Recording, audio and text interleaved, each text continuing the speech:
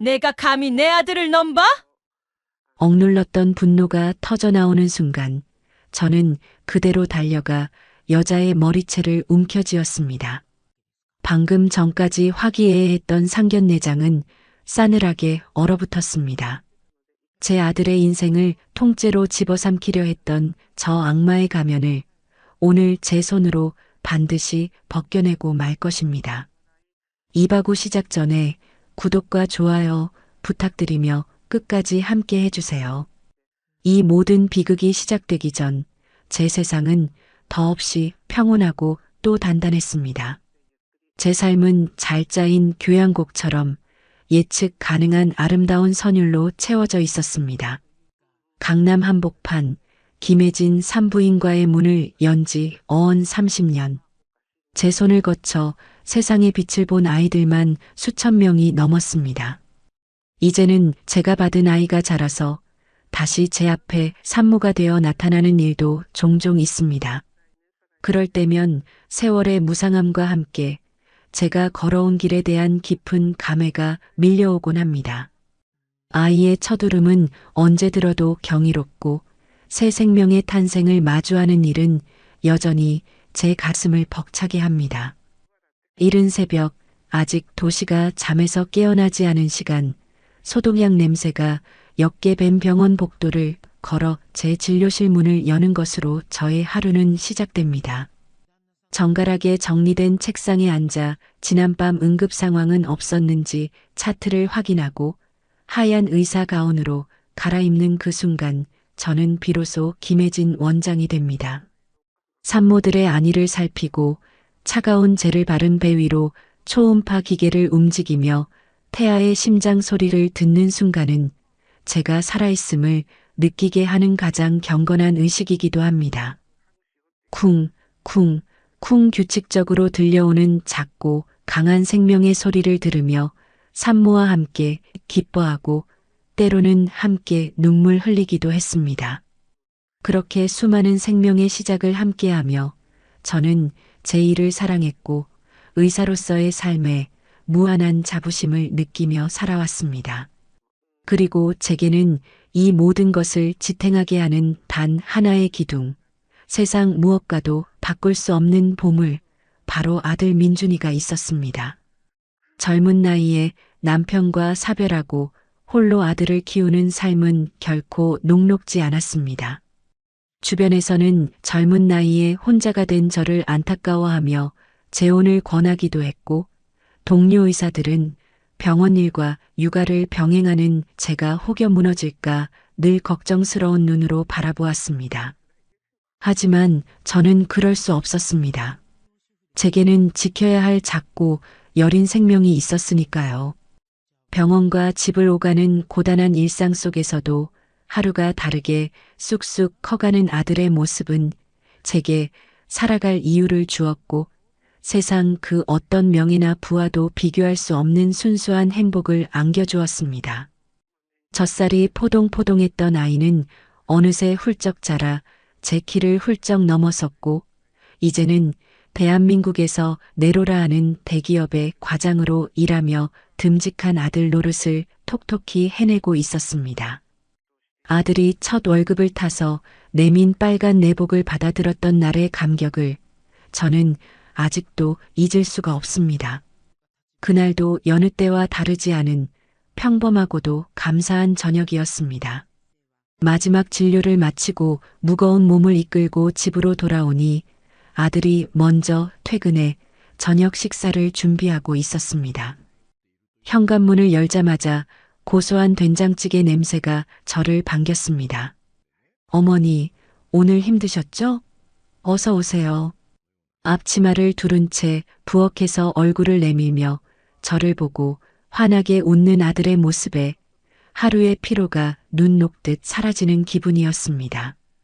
저희 모자는 단둘이었지만 저희 집의 식탁은 세상 그 어떤 대가족의 식탁보다 따뜻하고 온기로 가득했습니다.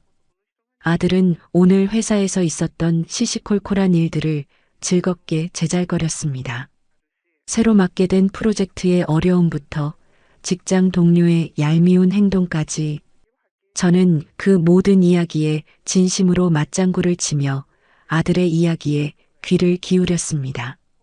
아들이 좋아하는 갈치구이를 정성껏 발라 따끈한 밥 위에 얹어주는 것, 그리고 그것을 맛있게 받아먹는 아들의 모습을 흐뭇하게 바라보는 것.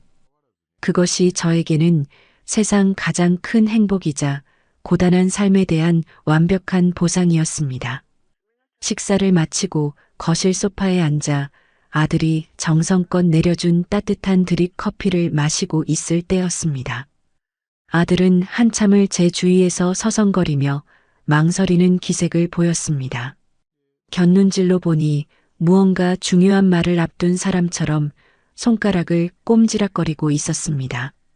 무슨 할 말이 있는데 차마 입이 떨어지지 않아 안절부절 못하는 어린아이처럼 말입니다.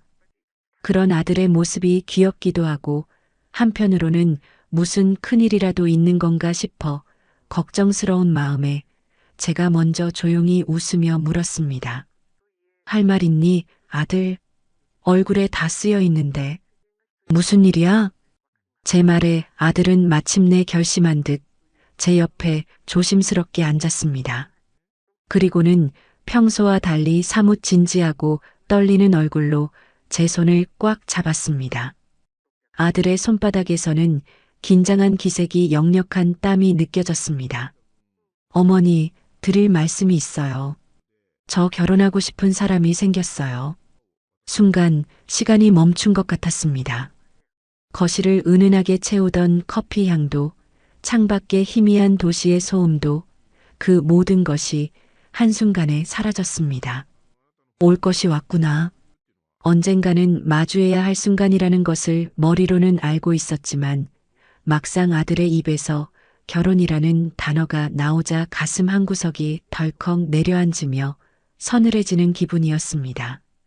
제 품 안에서 영원히 아이일 것만 같았던 제 아들이 이제 정말 어른이 되어 자신만의 둥지를 틀 준비를 하고 있었습니다.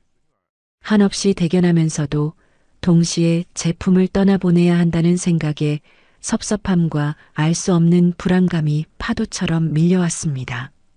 아들은 그런 제 복잡한 마음을 읽기라도 한 듯 떨리는 손으로 자신의 휴대폰 액정을 켰습니다. 그리고는 마치 세상에서 가장 귀한 보물을 보여주듯 제 눈앞에 조심스럽게 내밀었습니다. 이름은 서연주예요. 정말 참하고 착한 사람이죠? 아들의 목소리는 한 번도 들어본 적 없는 어린아이처럼 순수한 기대와 설렘으로 한껏 들떠 있었습니다.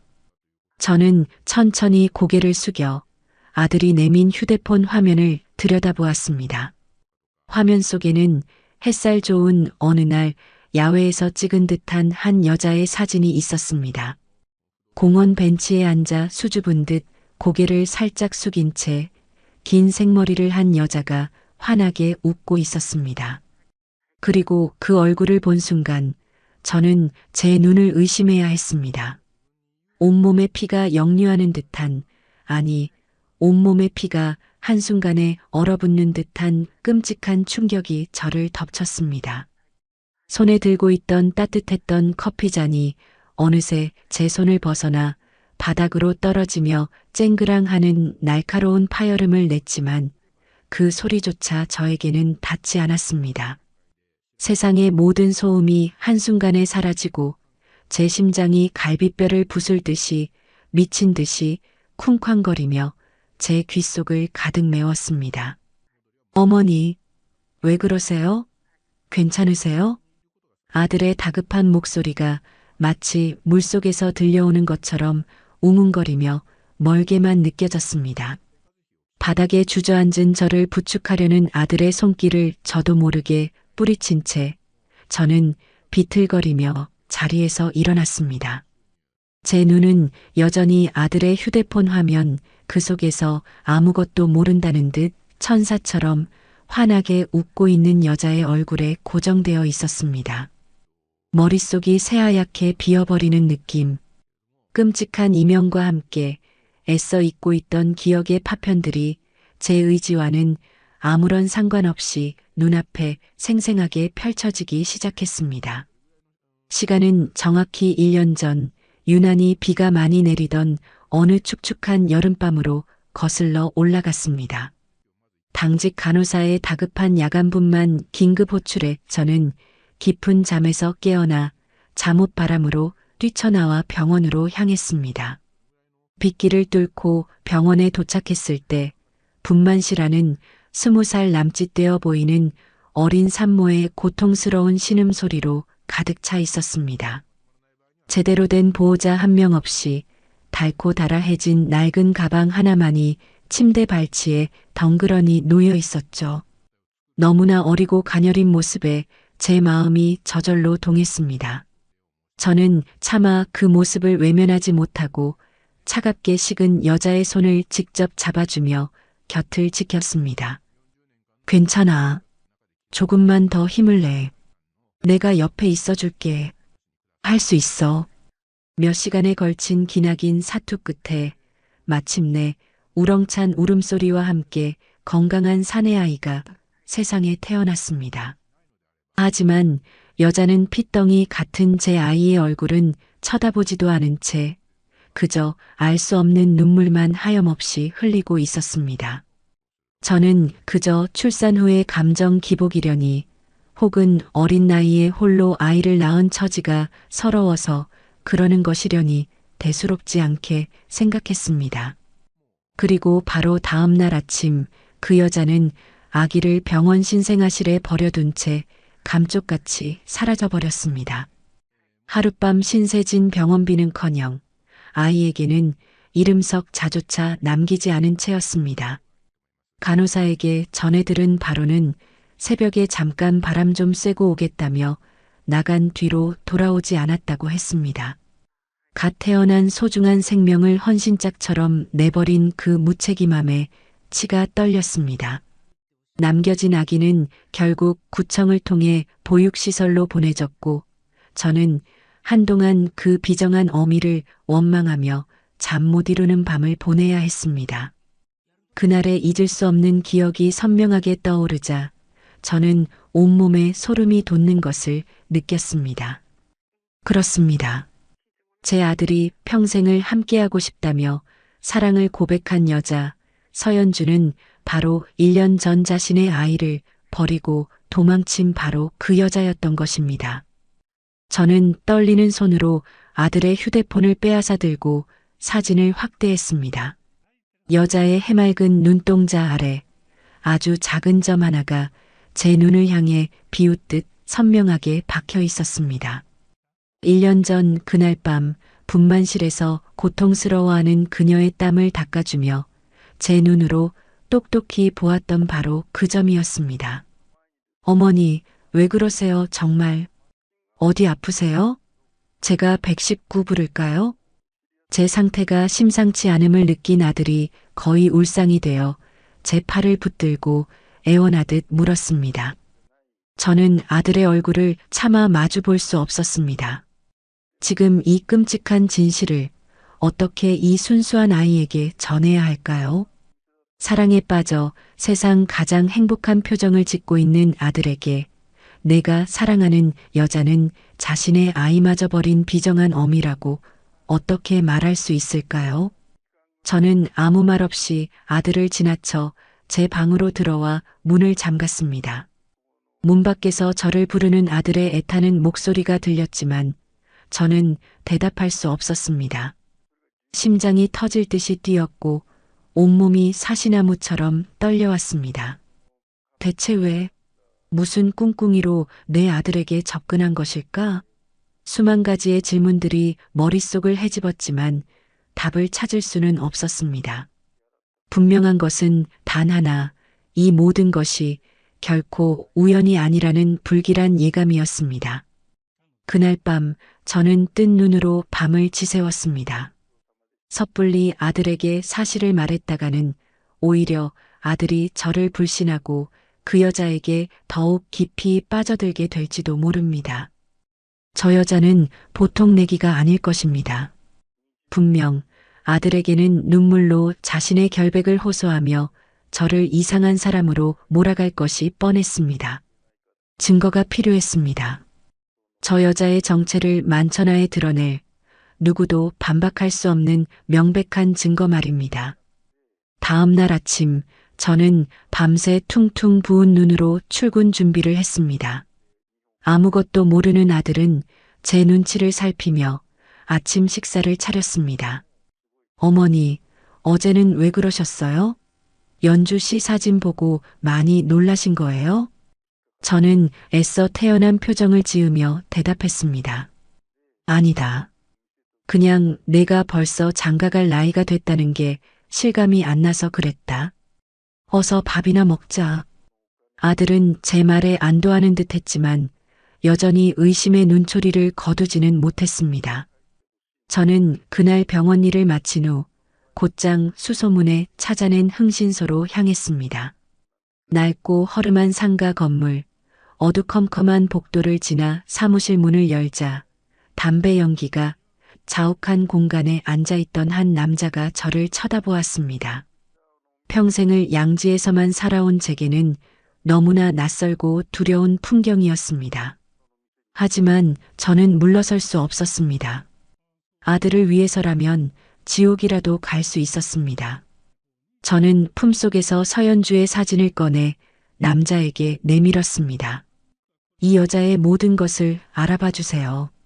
이름, 나이, 과거 행적, 주변 인물까지 샅샅이요. 남자는 사진을 받아들고는 무심하게 저를 쳐다보았습니다. 저는 흔들리지 않는 눈으로 그를 마주보며 두툼한 돈 봉투를 테이블 위에 올려놓았습니다. 그날 이후 저는 흥신소로부터의 연락을 기다리며 피 말리는 하루하루를 보내야 했습니다. 그리고 며칠 후 마침내 첫 번째 보고가 도착했습니다. 흥신소 직원은 서연주라는 이름이 가명이며 그녀의 본명은 강미영이라는 충격적인 사실을 알려주었습니다. 그녀가 고아원 출신이며 SNS에 다른 이름으로 올렸던 허영 가득한 사진들이 있었습니다. 보고서의 마지막 장에는 그녀가 1년 전 갑자기 모든 연락을 끊고 잠적했다는 내용이 적혀 있었습니다. 그리고 그 잠적 기간은 제가 기억하는 그녀의 임신 및 출산 시기와 정확하게 일치했습니다. 온몸의 피가 차갑게 식는 기분이었습니다. 모든 조각들이 하나의 끔찍한 그림을 향해 맞춰지고 있었습니다. 저 여자는 처음부터 제 아들의 재산을 노리고 계획적으로 접근한 것이었습니다. 분노가 치밀어 올랐지만 저는 이성을 잃지 않으려 애썼습니다. 아직 끝나지 않았습니다. 이 정도 증거로는 저 교활한 여자를 완벽하게 무너뜨릴 수 없을지도 모릅니다. 더 확실한 증거, 그녀가 절대로 빠져나갈 수 없는 완벽한 한 방이 필요했습니다. 저는 흥신소에 추가 조사를 의뢰하며 결전의 날을 준비하기 시작했습니다. 흥신소로부터 강미영의 실체에 대한 첫 보고를 받은 이후 제 하루는 두 개로 나뉘었습니다. 낮에는 수많은 산모와 아기들의 생명을 책임지는 냉철한 의사로, 그리고 밤에는 사랑하는 아들의 인생을 구하기 위해 보이지 않는 전쟁을 치르는 고독한 투사로 살아야 했습니다. 제 아들 민준이는 그 사실을 까맣게 모른 채 하루가 다르게 서연주라는 이름의 유령에게 깊이 빠져들고 있었습니다. 아들의 통화 목록은 온통 내 사랑 연주라는 이름으로 가득했고 잠꼬대마저 그녀의 이름을 부를 정도였습니다. 어느 날 저녁 아들은 평소와 달리 최고급 레스토랑의 프라이빗 룸을 예약해 저를 초대했습니다. 무슨 일이냐고 묻는 제게 아들은 그저 어머니께 근사한 저녁을 대접하고 싶었을 뿐이라며 아이처럼 환하게 웃었습니다. 하지만 저는 직감할 수 있었습니다. 이것은 아들의 순수한 효심에서 우러나온 행동이 아니라 그 여자 강미영의 머리에서 나온 치밀한 계획이라는 것을. 그 여자는 이제 제 아들을 꼭두각시처럼 조종하여 제 환심을 사고 경계심을 무너뜨리려는 속셈이었습니다. 어머니, 여기 스테이크 정말 맛있죠? 연주 씨가 특별히 추천해 준 곳이에요. 어머님께서 조용하고 분위기 있는 곳을 좋아하실 것 같다고 하더라고요. 저보다 어머님을 더 잘 아는 것 같아요. 아들은 제 접시에 정성껏 고기를 썰어 올려주며 자랑스럽게 말했습니다. 저는 말없이 고기를 씹었습니다. 입안에서 살살 녹는 최고급 한우의 부드러운 식감과 풍부한 육즙이 마치 독처럼 느껴져 목구멍으로 넘기기가 힘들었습니다. 저 여자는 제 아들을 통해 제 취향까지 파악하고 있었습니다. 그 교활함과 치밀함에 소름이 끼쳤지만 저는 애써 태연한 표정을 유지하며 와인을 한 모금 마셨습니다. 그래, 내 여자친구 덕분에 이런 데도 다 와보는구나. 신경 써줘서 고맙다고 전해주렴. 제 말에 아들은 마치 자신이 칭찬이라도 받은 양 어깨를 으쓱하며 신이 나서 떠들기 시작했습니다. 연주 씨가 얼마나 현명하고 마음이 깊은 여자인지, 자신의 어머니인 저를 얼마나 뵙고 싶어 하고 존경하는지에 대해서 말입니다. 아들은 그 여자가 제게 드릴 선물이라며 작은 상자까지 건넸습니다. 값비싼 실크 스카프였습니다. 저는 그저 묵묵히 아들의 이야기를 들어주었습니다. 아들의 얼굴은 제가 지난 30년간 한 번도 본 적 없는 낯선 남자의 얼굴을 하고 있었습니다. 사랑에 눈이 멀어 진실을 분별하지 못하는 어리석은 남자의 얼굴. 식사를 마치고 집에 돌아오는 길, 저는 더 이상 이 위선적인 상황을 참고 있을 수만은 없다는 생각에 조심스럽게 입을 열었습니다. 민준아, 엄마가 갑자기 이런 말해서 미안한데 그 서연주라는 아가씨 너무 깊이 믿지는 말거라. 세상은 내가 생각하는 것만큼 아름다운 곳이 아니란다. 제 말에 차 안의 분위기는 순식간에 시베리아 벌판처럼 차갑게 얼어붙었습니다. 아들은 조금 전까지의 들뜬 표정은 온데간데 없이 웃음기가 사라진 얼굴로 저를 돌아보았습니다. 어머니, 그게 지금 무슨 말씀이세요? 오늘 연주 씨가 어머니 생각해서 얼마나 신경 썼는데요. 아니, 그냥 세상에는 우리가 모르는 일들이 너무 많고 사람 속은 한길 물속보다 깊다고 하지 않니? 엄마는 그저 내가 걱정돼서 하는 말이란다. 조금 더 시간을 갖고 천천히 알아가도 늦지 않아. 아들은 어이가 없다는 듯 헛웃음을 터뜨렸습니다. 또 그 소리세요? 어머니는 왜 그렇게 연주 씨를 못마땅해 하세요? 만나본 적도 없으시면서 혹시 제가 결혼한다고 하니까 서운해서 그러시는 거예요? 어머니 혼자 두는 것 같아서요? 가슴에 날카로운 비수가 꽂히는 듯한 아픔을 느꼈습니다. 하지만 저는 흔들리지 않았습니다. 여기서 무너지면 제 아들을 영영 잃게 될지도 모릅니다. 서운하지 않다면 거짓말이겠지. 하지만 그것과는 다른 문제야. 엄마는 그냥 내가 상처받을까봐 두려운 거란다. 그뿐이야. 상처는 지금 어머니가 주고 계신데요. 아무 잘못도 없는 사람을 단지 어머니 마음에 들지 않는다는 이유로 이렇게 의심하고 계시잖아요. 연주 씨가 이 사실을 알면 얼마나 상처받을지 생각 안 해보셨어요? 결국 우리는 집으로 돌아오는 내내 언성을 높이며 다투고 말았습니다. 아들은 집에 도착하자마자 제 얼굴은 쳐다보지도 않고 자신의 방으로 들어가 버렸습니다. 쾅 하고 닫히는 방문 소리가 제 심장을 세차게 내리치는 것 같았습니다. 그날 이후 저희 모자 사이에는 눈에 보이지 않는 하지만 그 어떤 벽보다도 단단한 벽이 생기기 시작했습니다. 며칠 후 저는 퇴근길에 백화점에 들렀습니다. 민준이의 낡은 지갑이 마음에 걸려 큰맘 먹고 명품 브랜드의 신상 지갑을 하나 샀습니다. 아들과의 냉전을 끝내고 다시 예전처럼 다정한 모자 사이로 돌아가고 싶은 제 나름의 노력이었습니다.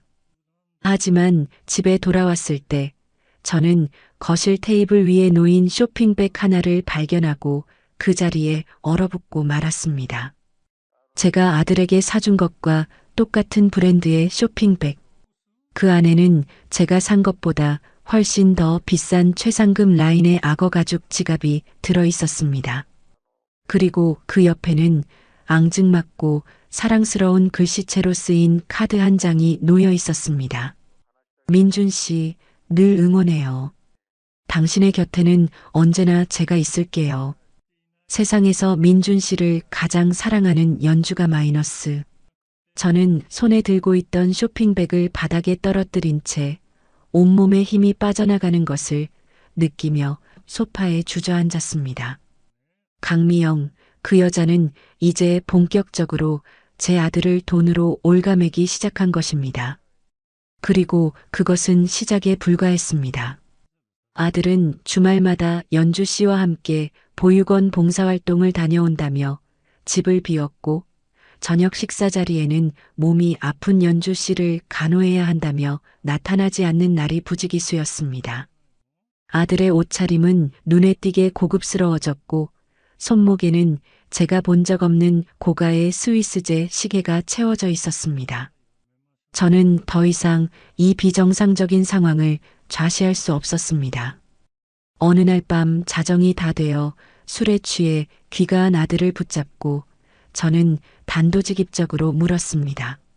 민준아, 너 요즘 돈 어디서 나서 그렇게 쓰고 다니니? 내 월급 내가 뻔히 아는데 이건 아니지 않니? 대체 그 시계는 또 뭐고?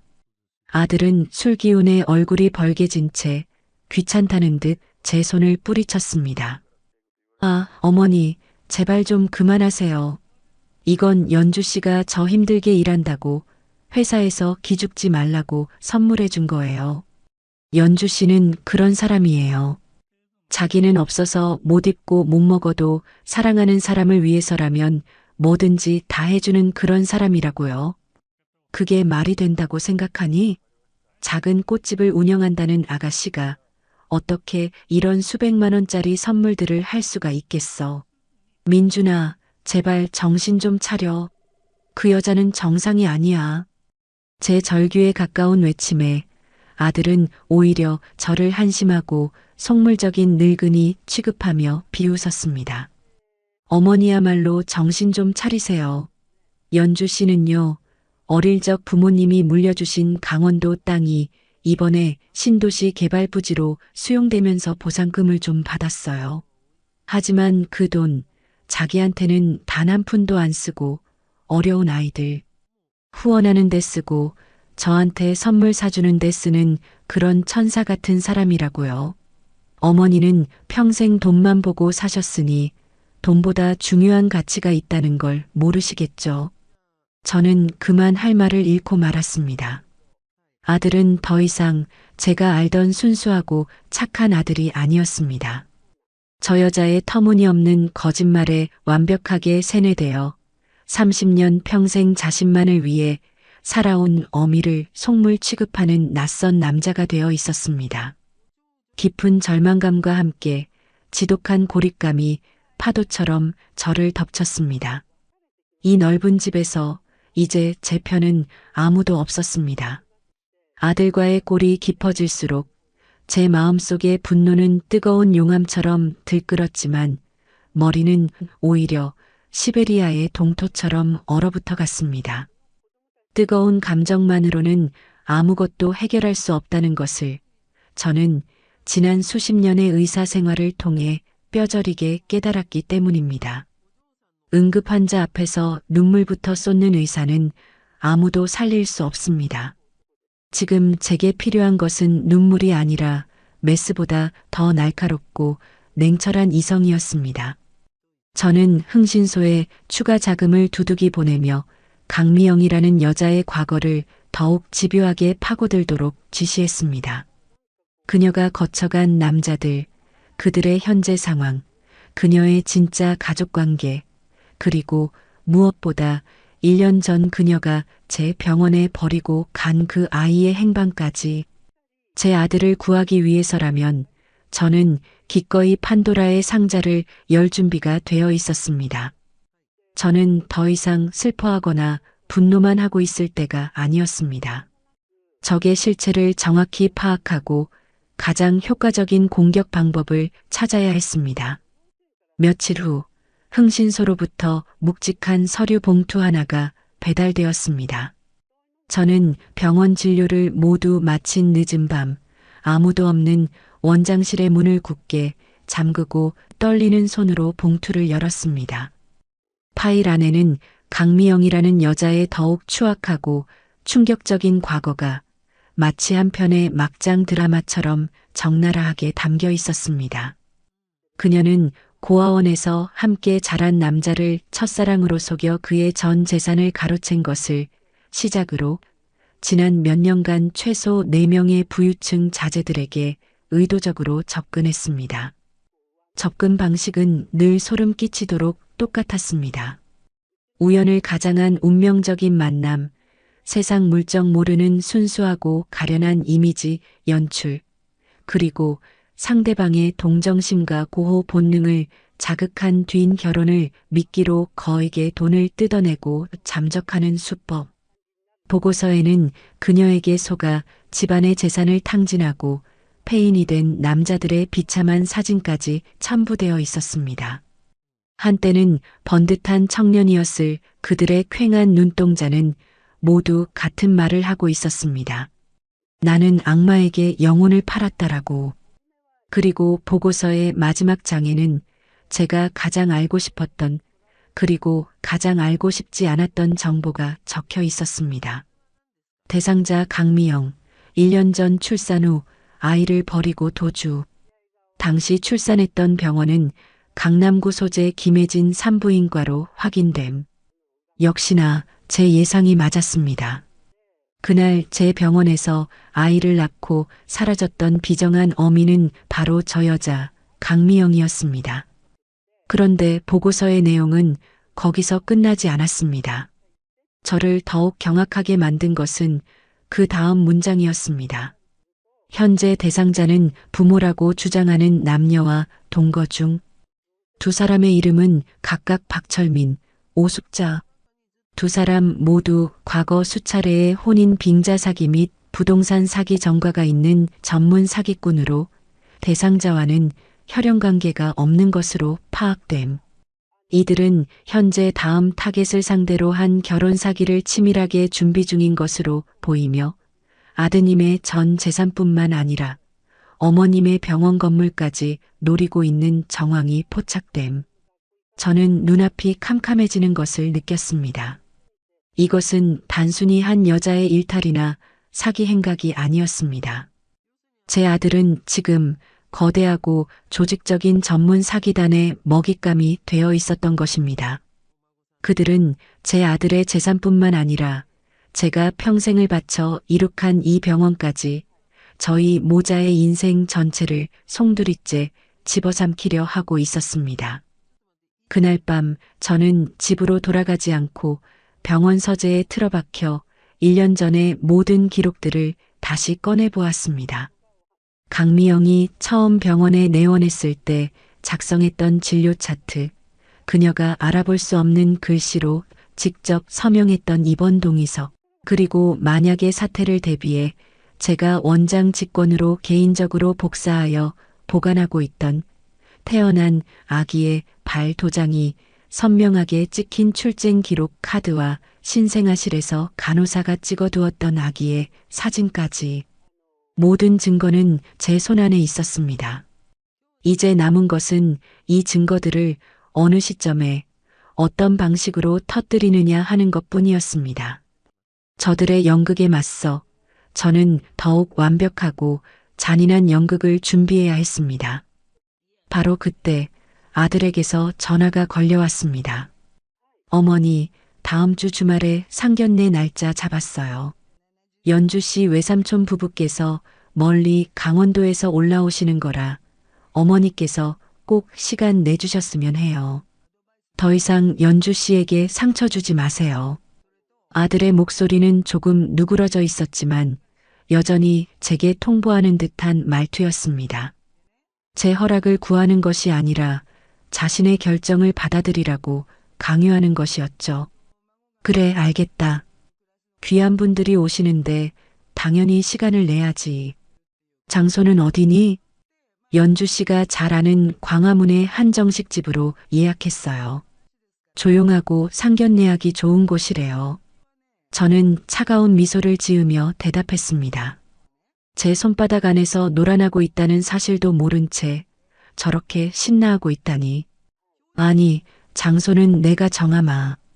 내 병원 근처에 새로 생긴 아주 괜찮은 한정식 집이 있더구나. 양가 어른들 처음 뵙는 자리인데 내가 정성껏 대접하는 것이 도리겠지. 그리고 그날 나도 내게 줄 선물이 있단다. 너와 내 여자친구에게 줄 아주 특별한 선물. 제 의미심장한 말에 아들은 잠시 머뭇거렸지만 선물이라는 말에 결국 그러겠다고 대답했습니다. 저는 전화를 끊자마자 흥신소에 다시 연락했습니다. 상견례 날짜와 장소를 알리고 만일의 사태에 대비해 줄 것을 요청했습니다. 또한 강미영과 그녀의 가짜 부모를 오랫동안 추적해온 경찰 담당자의 연락처를 확보해 달라고 지시했습니다. 이제 법적인 절차까지 함께 준비해야 했습니다. 모든 준비는 끝났습니다. 이제 결전의 날만 기다리면 되었습니다. 저는 서재 창가에 서서 어둡고 차가운 도시의 야경을 내려다보았습니다. 지난 몇 주간 저를 짓눌렀던 불안과 공포, 외로움은 사라지고 그 자리에는 차가운 분노와 함께 비장한 결의만이 남아 있었습니다. 강미영, 박철민, 오숙자. 감히 내 아들을 건드린 대가가 얼마나 끔찍하고 잔인한 것인지 제가 똑똑히 가르쳐 줄 것입니다. 이 지옥 같은 연극의 마지막은 제가 직접 끝낼 것이고 그 화려한 무대는 바로 제가 정한 상견례장이 될 것이었습니다. 상견례 당일 아침 저는 평소보다 훨씬 더 일찍 눈을 떴습니다. 밤새 한숨도 자지 못했지만 정신은 오히려 더없이 맑고 날카로웠습니다. 오늘을 위해 지난 몇 주간 얼마나 많은 밤을 새우며 칼을 갈았던가. 저는 옷장 가장 깊숙한 곳에 고이 모셔두었던 남편이 살아생전 마지막 생일 선물로 사주었던 짙은 남색의 실크 정장을 꺼내 입었습니다. 몸에 착 감기는 옷의 감촉이 마치 전투를 앞둔 장수가 갑옷을 챙겨 입는 듯한 비장함마저 느끼게 했습니다. 화장대 앞에 앉아 흐트러짐 없이 머리를 빗어 올리고 평소에는 잘 바르지 않던 핏빛처럼 붉은색 립스틱을 꺼내 입술에 발랐습니다. 거울 속에는 제가 아닌 전혀 다른 사람의 얼굴이 서 있었습니다. 슬픔도 두려움도 그 어떤 감정도 느껴지지 않는 차갑고 냉정한 복수의 화신. 약속 시간이 가까워질수록 심장이 세차게 뛰기 시작했습니다. 하지만 그것은 두려움 때문이 아니었습니다. 드디어 저 악마들의 가면을 벗겨낼 시간이 다가오고 있다는 비장한 흥분이었습니다. 저는 상견례 장소로 정한 한정식 집에 아들보다 30분 먼저 도착했습니다. 제가 직접 고른 창밖의 대나무 숲이 고즈넉하게 내다보이는 가장 크고 호젓한 별실이었습니다. 이 아름답고 평화로운 공간이 잠시 후에는 지옥의 아수라장으로 변할 것이었습니다. 저는 미리 준비해온 작은 녹음기를 테이블 밑에 보이지 않게 부착했습니다. 잠시 후 굳은 표정의 아들이 먼저 방으로 들어섰습니다. 제 옷차림을 보고 잠시 놀란 듯 했지만 이내 아무 말 없이 제 맞은편에 앉았습니다. 우리 모자 사이에는 그 어떤 대화도 오가지 않았습니다. 숨막히는 침묵 속에서 우리는 각자 다른 생각에 잠겨 있었습니다.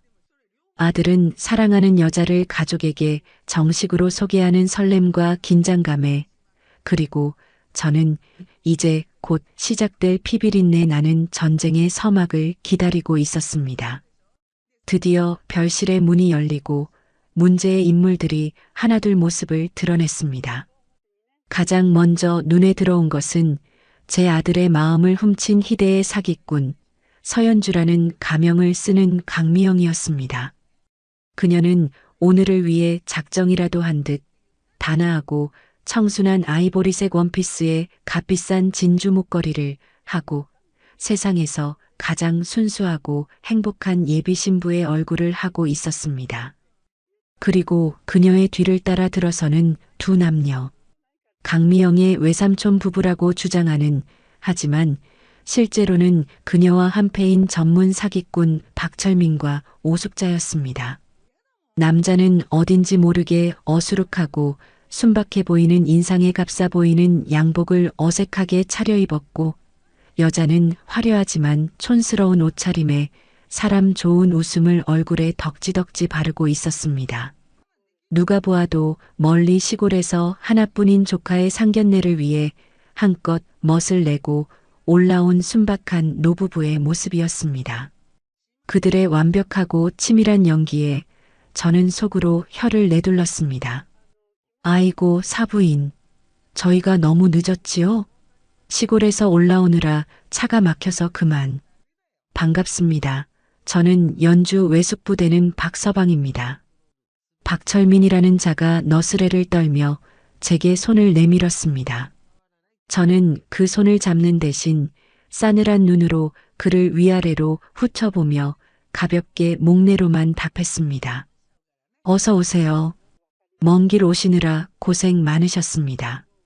자리에 앉자마자 강미영은 마치 준비라도 한 듯 커다란 쇼핑백에서 고급스러운 보자기 포장을 꺼내 제게 내밀었습니다. 어머님, 약소하지만 저희가 정성으로 준비한 선물이에요. 강원도 깊은 산골에서 직접 캔 7년근 더덕입니다. 아들은 그런 그녀의 모습이 대견해 죽겠다는 듯한 표정으로 저를 바라보았고, 오숙자라는 여자는 옆에서 과장된 몸짓으로 거들었습니다. 우리 연주가 사부인 좋아하실 거라고 며칠 밤낮으로 산을 뒤져서 직접 캔 거라니까요. 요즘 애들 같지 않게 어른 공경할 줄 아는 기특한 아이랍니다. 저는 그 가증스러운 쇼를 잠자코 지켜보았습니다. 그리고는 얼음장처럼 차가운 목소리로 입을 열었습니다. 선물은 고맙지만 다시 가져가세요. 저는 출처를 알 수 없는 음식은 입에 대지 않는 버릇이 있어서요. 제 말에 방 안에 공기는 순간 남극의 빙하처럼 차갑게 얼어붙었습니다. 아들은 당황한 얼굴로 제 눈치를 살폈고, 사기단 3인방의 얼굴에서는 순간 스쳐 지나가는 당혹감과 분노를 저는 놓치지 않았습니다. 하지만 그들도 노련한 사기꾼들이었습니다. 오숙자라는 여자가 금세 하하하고 호탕하게 웃으며 상황을 수습했습니다. 아이고, 사부인, 저희가 미처 생각을 못했네요. 도시분들은 또 그러시다고 하더라고요. 죄송합니다, 사부인. 그 순간 강미영은 마치 신호라도 받은 듯 눈가에 눈물이 그렁그렁 맺힌 채로 저를 바라보았습니다. 금방이라도 떨어질 듯한 눈물을 매달고 세상에서 가장 억울하고 상처받은 표정으로 말입니다. 어머님, 제가 혹시 무슨 실수를 한 건가요? 제가 마음에 들지 않으시는 거라면 차라리 솔직하게 말씀해 주세요. 이렇게 사람 마음에 생채기를 내지 마시고요. 그녀의 눈에서 기어이 눈물 한 방울이 뚝 하고 떨어졌습니다. 그 눈물 한 방울에 제 아들은 완전히 이성을 잃고 말았습니다. 아들은 자리에서 벌떡 일어나 제게 삿대질을 하며 원망과 분노가 가득한 목소리로 소리쳤습니다. 어머니, 지금 뭐 하시는 겁니까? 이 자리가 어떤 자리인데 어떻게 연주 씨한테 그런 식으로 모욕을 주실 수가 있어요. 당장 연주 씨한테 사과하세요. 모든 것은 저들의 계획대로 흘러가고 있었습니다. 저를 이상하고 속 좁은 시어머니로 만들고 아들과 저 사이를 완벽하게 갈라놓는 것. 저는 자리에서 천천히 일어났습니다. 그리고는 눈물 흘리는 강미영의 앞으로 걸어갔습니다. 그래, 내 말이 맞다. 내가 오늘 이 자리에서 모든 것을 솔직하게 말해주마. 더 이상 이런 지긋지긋한 연극은 할 필요 없으니. 저는 강미영의 턱을 거칠게 붙잡아 들어 올렸습니다. 그리고는 그녀의 귓가에 오직 그녀만이 들을 수 있는 얼음처럼 차가운 목소리로 속삭였습니다. 내가 1년 전 내 병원에 버리고 간 내 아들은 아주 건강하게 잘 있더구나. 순간 강미영의 눈동자가 지진이라도 일어난 듯 세차게 흔들렸습니다. 그녀의 완벽했던 가면 위로 처음으로 걷잡을 수 없는 균열이 가기 시작했습니다. 그 모습을 보는 순간 지난 몇 주간 제 속을 들끓게 했던 모든 분노가 억눌렀던 모든 울분이 한순간에 화산처럼 폭발하고 말았습니다. 내가 감히 내 아들을 넘봐. 저는 그대로 강미영의 머리채를 거칠게 움켜쥐었습니다. 아! 강미영의 입에서 찢어질 듯 날카로운 비명이 터져 나왔고 고즈넉하던 한정식 별실은 순식간에 지옥의 아수라장으로 변했습니다.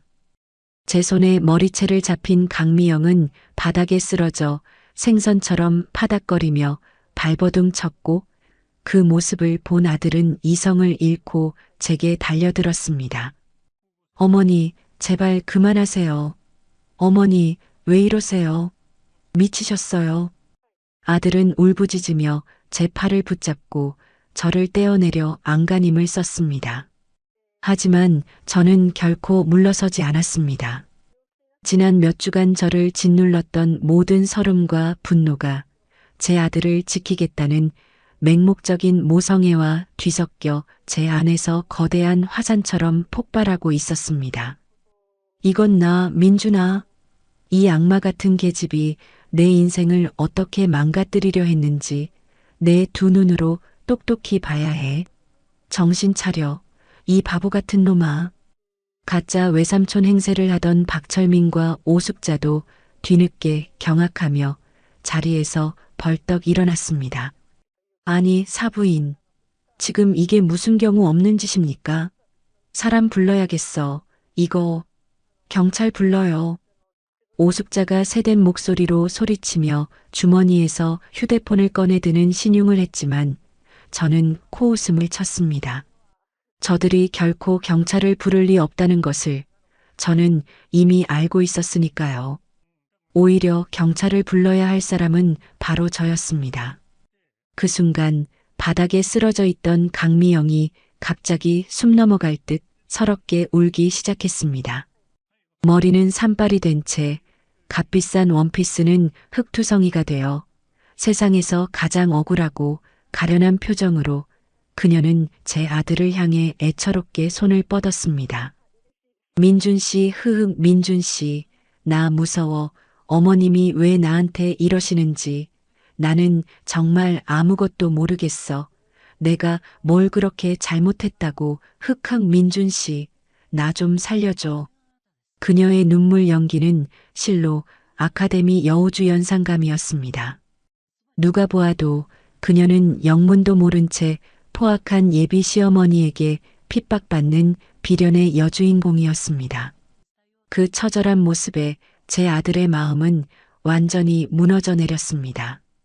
아들은 저를 짐짝처럼 뿌리치고 달려가 강미영을 부축해 일으켰습니다. 그리고는 그녀를 자신의 품에 소중하게 안고 저를 향해 증오와 경멸이 가득 담긴 눈으로 소리쳤습니다. 어머니, 정말 실망입니다.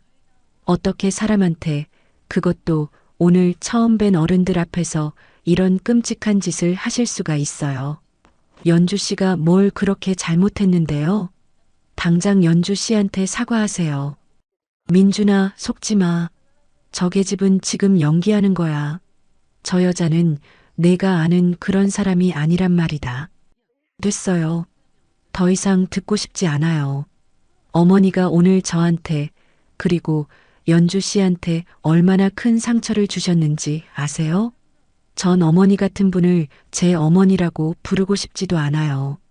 차라리 어머니가 없었으면 좋겠어요. 아들의 입에서 나온 말은 날카로운 비수가 되어 제 심장에 깊숙이 박혔습니다. 하지만 저는 눈물을 보이지 않았습니다. 지금은 슬퍼할 때가 아니었습니다. 저는 헝클어진 옷매무새를 가다듬고 차갑고 단호한 목소리로 말했습니다. 그래, 내가 왜 이러는지, 저 여자가 어떤 여자인지 지금부터 똑똑히 보여주마. 내 말이 맞는지, 저 여자의 눈물이 맞는지 내 눈으로 직접 확인해봐라. 저는 제 핸드백에서 첫 번째 증거물을 꺼내 테이블 위로 던졌습니다. 그것은 바로 1년 전 강미영이 제 병원에서 아이를 낳고 알아볼 수 없는 글씨로 서명했던 입원 동의서와 아기의 발 도장이 선명하게 찍힌 출생 기록 카드였습니다. 여기 내가 그렇게 사랑하는 예비 신부님이 직접 서명한 서류다. 똑똑히 보거라. 1년 전 오늘 내 병원에서 건강한 사내 아이를 출산하고 바로 다음 날 그 아이를 헌신짝처럼 버리고 도망친 강미영이라는 여자의 기록이지. 제 말에 아들은 물론 박철민과 오숙자의 얼굴도 하얗게 질렸습니다. 아들은 믿을 수 없다는 표정으로 저와 강미영 그리고 서류를 번갈아 쳐다보았습니다. 어머니 이게 다 무슨 말씀이세요? 강미영이라니요? 이 사람은 연주 씨고 아이를 낳은 적도 없어요. 이건 다 거짓말이에요. 그럼 저 서류에 있는 서명은 어떻게 설명할 거지? 필적 감정이라도 해볼까?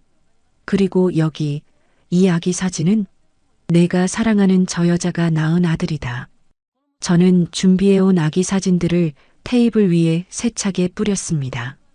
신생아실에서 새근새근 잠들어 있는 아기의 얼굴이 선명하게 보였습니다. 강미영은 바들바들 떨며 아무 말도 하지 못했고 오직 그녀의 눈동자만이 공포로 지진이라도 난 듯 흔들리고 있었습니다. 상황이 불리하게 돌아간다는 것을 깨달은 오숙자가 재빨리 끼어들었습니다. 아니, 이게 무슨 말도 안 되는 소리예요. 우리 연주가 애를 낳았다니 당치도 않아요. 어디서 이런 가짜 서류를 만들어 와서 순진한 사람을 모함하는 겁니까? 혹시 요즘 병원 일이 힘드셔서 헛것이라도 보시는 거 아니에요? 사부인? 그때까지 울기만 하던 강미영도 기다렸다는 듯 제 아들의 품에 더욱 깊이 안기며 울부짖기 시작했습니다. 민준 씨 나 아니야. 정말이야. 어머님이 나를 미워해서 우리가 행복한 게 싫어서 우리 사이를 갈라놓으려고 이런 끔찍한 거짓말을 하시는 거야. 나는 아이를 낳은 적도 없고 강미영이라는 사람도 몰라. 제발 내 말 좀 믿어줘. 응? 아들은 이미 극심한 혼란에 빠져 있었습니다.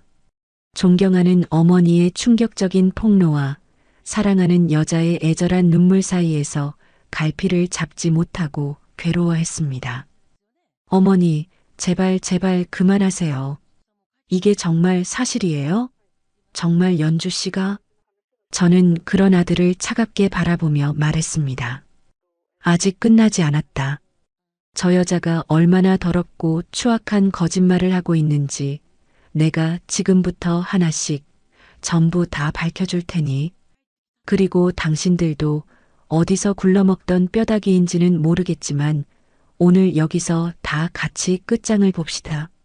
제 말에 방 안의 공기는 이제 얼어붙는 것을 넘어 칼날처럼 날카로운 긴장감으로 가득 찼습니다. 저는 품 안에 안긴 채 공포에 질려 바들바들 떨고 있는 강미영과 그런 그녀를 보호하려는 듯 저를 맹렬하게 노려보는 아들을 차갑게 응시하며 두 번째 장거물을 꺼내 들었습니다.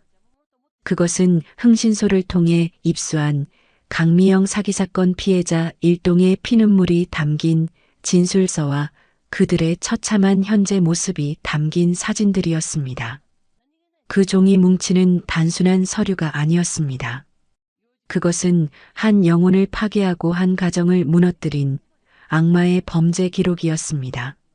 민준아, 내가 사랑하는 저 여자가 어떤 사람인지 똑똑히 보거라.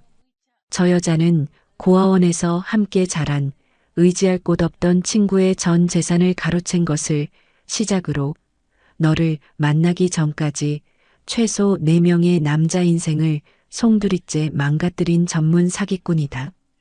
저는 서류 뭉치를 테이블 위로 세차게 던졌습니다. 종이들이 눈처럼 흩날리며 사방으로 흩어졌고 바닥에는 강미영에게 속아 모든 것을 잃고 폐인이 된 남자들의 얼굴이 드러났습니다. 한때는 촉망받는 IT 기업의 젊은 대표였고 다른 한 명은 국가대표를 꿈꾸던 유망한 운동선수였습니다.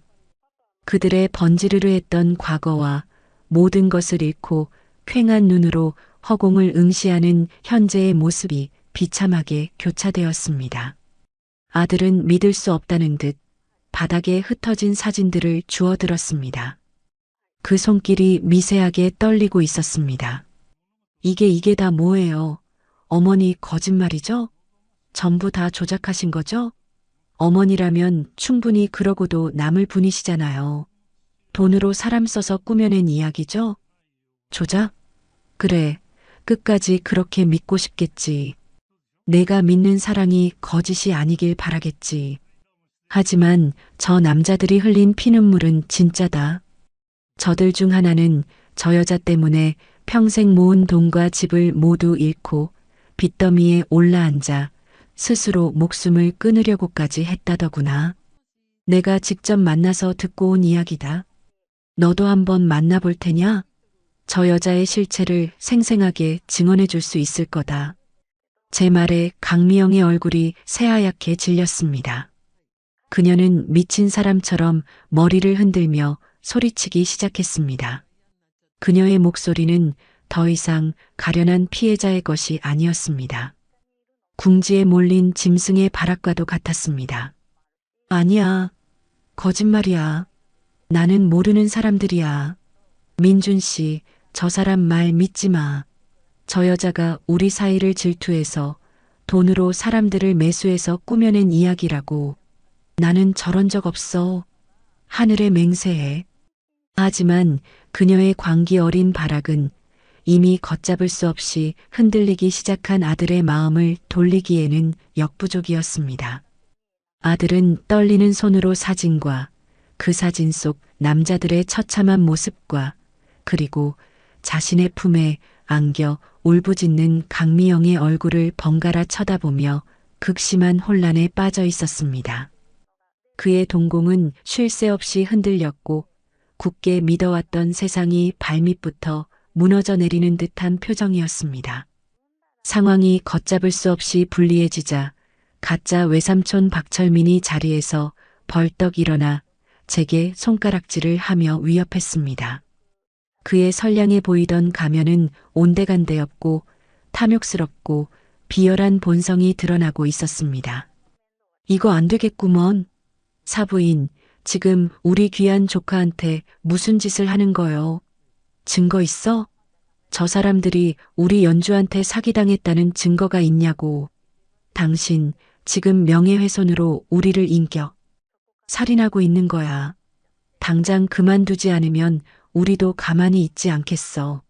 변호사 부를 거야. 증거? 당신들이 그토록 원하던 증거 물론 있지. 내가 오늘 이 자리를 위해 아주 특별한 선물을 준비했다고 하지 않았나? 지금부터 보여주지. 당신들의 추악한 민낯을. 그리고 변호사? 부르지 않아도 곧 오실 게다. 당신들을 위한 국선 변호사가. 저는 핸드백에서 마지막 증거, 바로 오늘 아침 흥신소를 통해 받은 서류 봉투를 꺼내 들었습니다. 그 안에는 박철민과 오숙자, 그리고 강미영의 주민등록 등본과 화려한 사기 전과가 빼곡히 적힌 범죄 경력조의 회보서가 들어 있었습니다. 그리고 그들의 관계가 혈연이 아닌 사기 공모 관계임을 증명하는 통화 내역과 계좌 거래 내역, 그리고 그들이 다음 타겟인 제 아들을 상대로 어떤 사기를 계획했는지에 대한 구체적인 내용이 담긴 녹취록까지 완벽하게 준비되어 있었습니다. 어디 볼까? 박철민, 오숙자. 본명 맞나? 혼인 빙자 사기 3건, 부동산 사기 5건 전과가 아주 화려하네. 그리고 당신들 강미영이랑 아무런 혈연 관계도 아니더군. 전문 사기꾼들이 팀을 이뤄 내 아들을 상대로 거대한 사기극을 꾸민 것이었어. 내 아들의 재산뿐만 아니라 내가 평생을 바쳐 일군 이 병원 건물까지 전부 다 집어삼킬 생각이었지. 안 그런가? 제 말이 끝나자마자 별실의 문이 거칠게 열리며 건장한 체격의 남자들이 들이닥쳤습니다. 바로 제가 미리 연락해둔 이 사기단을 오랫동안 추적해온 지능범죄수사대 형사들이었습니다. 박철민, 오숙자, 그리고 강미영 씨. 혼인 빙자 사기 및 특정경제범죄 가중처벌법 위반 혐의로 당신들을 긴급 체포합니다. 당신들은 변호사를 선임할 수 있으며 묵비권을 행사할 수 있습니다. 형사들이 세 사람에게 다가가 차가운 수갑을 채우는 순간 모든 상황이 끝났음을 직감한 강미영은 그대로 바닥에 주저앉아 악을 쓰며 울부짖었습니다.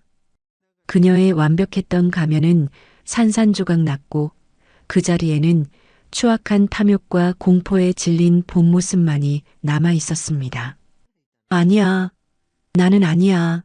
억울해. 이거 나.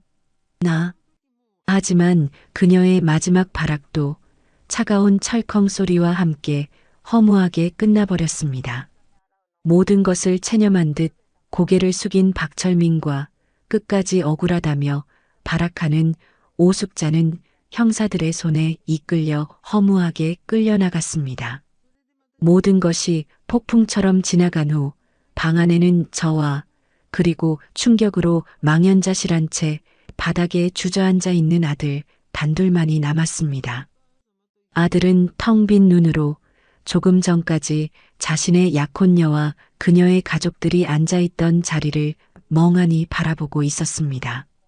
그 자리에는 그들이 미처 챙기지 못한 가짜 더덕상자와 바닥에 흩어진 처참한 사진들, 그리고 산산조각 난 아들의 믿음만이 뒹굴고 있었습니다. 모든 것이 거짓이었습니다. 아들이 그토록 사랑했던 여인도, 그녀의 가슴 아픈 사연도, 그리고 그들이 함께 꿈꾸었던 행복한 미래까지도 모든 것이 제 아들의 재산을 노린 한편의 추악하고 잔인한 사기극이었을 뿐입니다. 아들은 배신감과 자기 혐오, 그리고 믿었던 세상이 무너진 것에 대한 극심한 심리적 고통에 몸을 떨고 있었습니다. 저는 아무 말 없이 아들에게 다가가 그의 어깨를 조용히 감싸 안았습니다. 모든 것을 잃은 아이처럼 흐느끼는 아들의 등을 저는 그저 말없이 토닥여줄 뿐이었습니다. 얼마나 시간이 흘렀을까. 아들은 기어가는 목소리로 마치 난생 처음 말을 배우는 아이처럼 간신히 입을 열었습니다. 어머니, 제가 대체 무슨 짓을 한 거죠? 아들의 목소리는 극심한 죄책감과 자기 혐오, 그리고 감당할 수 없는 현실에 대한 절망감으로 가득 차 있었습니다.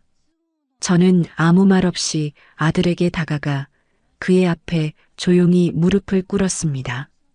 그리고는 그의 어깨를 조용히 감싸 안았습니다. 그러자 아들은 더 이상 참지 못하고 어린아이가 되어 제 품에 안겨 서럽게 울기 시작했습니다. 30년 넘게 단 한 번도 본 적 없었던 아들의 처절하고도 가슴 아픈 오열이었습니다. 아들의 뜨거운 눈물이 제 어깨를 적셨고 저는 그저 아들의 등이 터져라 울음을 토해낼 수 있도록 말없이 그의 등을 토닥여줄 뿐이었습니다. 흐흑, 어머니, 제가 잘못했어요. 제가 너무 어리석었어요. 어머니 말씀을 들었어야 했는데. 죄송해요, 어머니. 정말 죄송해요. 저 때문에 어머니가. 저는 흐느끼는 아들의 등을 말없이 토닥여 주었습니다. 지금 아들에게 필요한 것은 질책이나 가르침이 아니었습니다. 그저 모든 것을 걸고 사랑했던 사람에게 철저히 배신당한 한 순수한 남자의 상처받은 영혼을 보듬어주는 따뜻한 위로와 용서뿐이었습니다. 그날 이후 우리 집에는 다시 무거운 침묵이 찾아왔습니다. 하지만 그것은 이전의 냉전 상태와는 다른 서로의 상처를 조심스럽게 보듬어주는 배려와 미안함의 침묵이었습니다. 아들은 며칠 동안 방 밖으로 나오지 않았습니다. 식사도 거른 채 스스로를 어둠 속에 가두고 홀로 자신의 어리석음과 마주하며 고통의 시간을 보내고 있었습니다.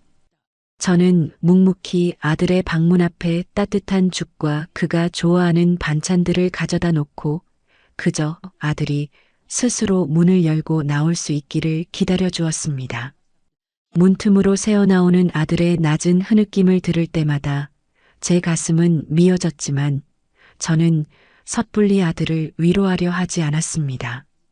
그 고통은 오롯이 아들 자신이 감당하고 이겨내야 할 몫이었으니까요.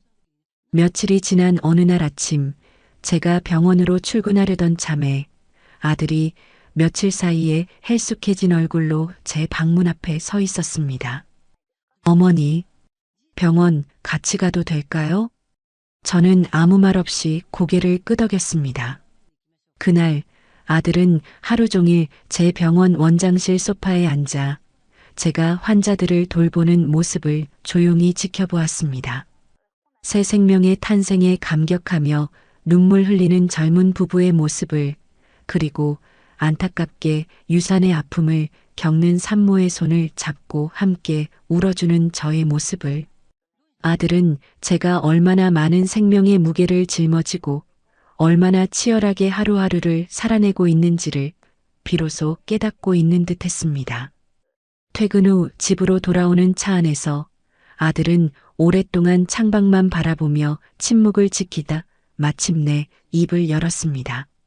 어머니는 평생을 저렇게 수많은 생명의 탄생과 죽음 앞에서 치열하게 살아오셨는데 저는 너무나 쉽게 모든 것을 얻으려고만 했던 것 같아요.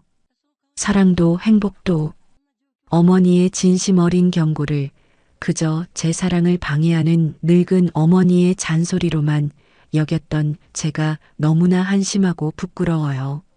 저는 운전대에서 눈을 떼지 않은 채 담담하게 대답했습니다. 민준아, 사랑에 눈이 멀지 않는 사람은 없단다. 엄마도 내 아빠를 처음 만났을 때 그랬으니까. 중요한 것은 넘어진 자리에서 다시 일어서는 거야. 그리고 이번 일이 내 인생에 아주 값비싼 예방주사가 되었다고 생각하렴. 너는 이번 일을 통해 사람을 보는 눈을 기르고 더 단단해지고 더 현명해질 수 있을 게다. 그러니 너무 자책하지 마라.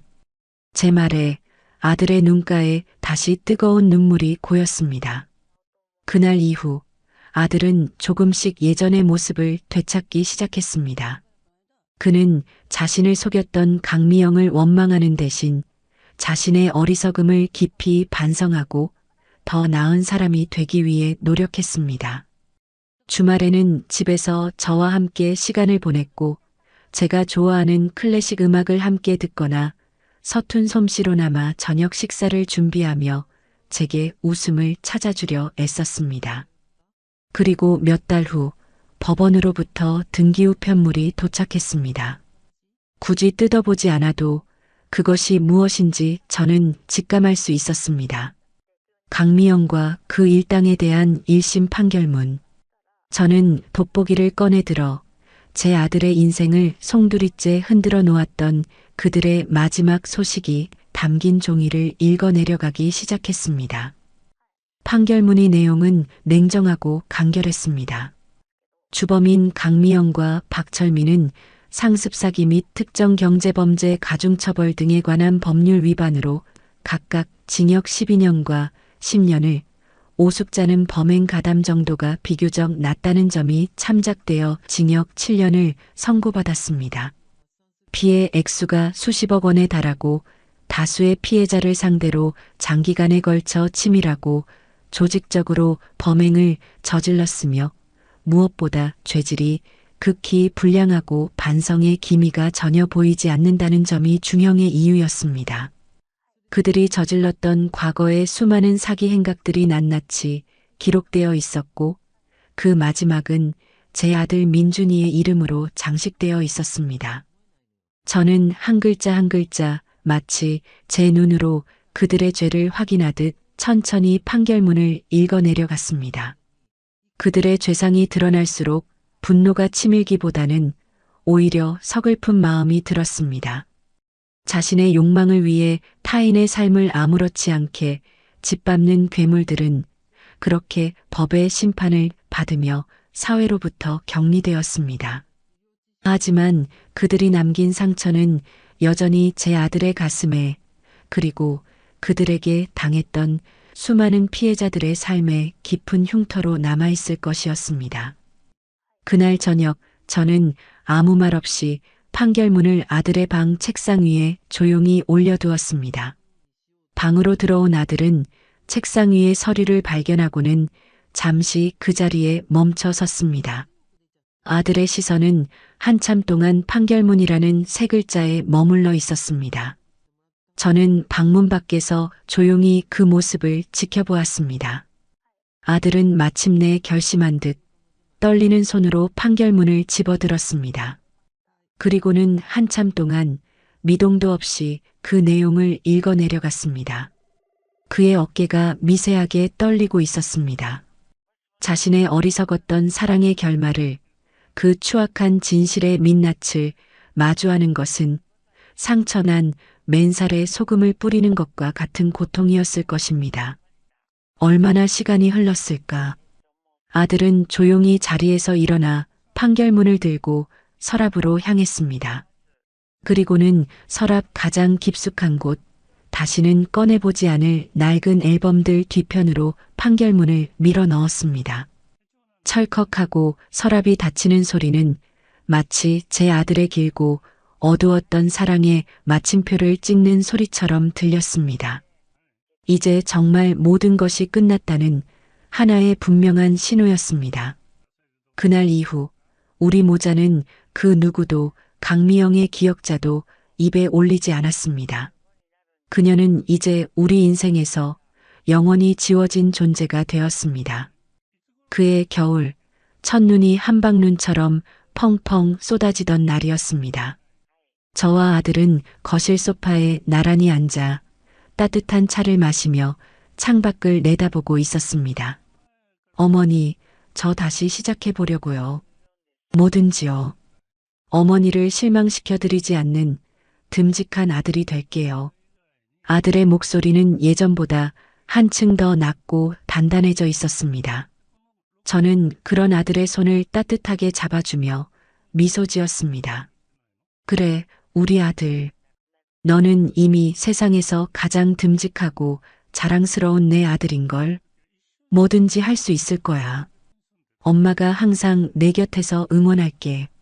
우리는 한참 동안 아무 말 없이 세상의 모든 더럽고 추악한 것들을 하얗게 덮어주는 아름다운 눈을 바라보았습니다. 이제 우리 모자에게는 아픈 상처를 보듬고 새로운 행복을 찾아 나설 시간만이 남아 있었습니다. 그리고 저는 믿습니다. 제 아들은 그리고 저는 이전보다 훨씬 더 강하고 행복해질 수 있을 것이라고 말입니다. 진정한 사랑과 행복은 이처럼 혹독한 시련을 이겨낸 뒤에야 비로소 그 진짜 모습을 드러내는 것일지도 모르니까요. 창밖의 세상은 어느새 온통 새하얀 눈으로 뒤덮여 새로운 시작을 예고하고 있었습니다. 오늘의 이바구는 여기까지입니다. 한 장의 사진에서 시작된 의심은 결국 한 가족을 뒤흔드는 거대한 폭풍이 되었습니다. 이 이야기는 맹목적인 사랑에 빠진 아들과 그를 지키기 위해 모든 것을 걸어야 했던 어머니의 기록입니다. 거짓으로 쌓아 올린 성이 무너지고 모든 진실이 드러난 후에야 비로소 서로의 진심을 마주하게 된 가족. 상처는 깊지만 그들은 아마도 이전보다 더 단단한 모습으로 다시 일어서게 될 것입니다. 끝까지 함께 해주셔서 감사드립니다.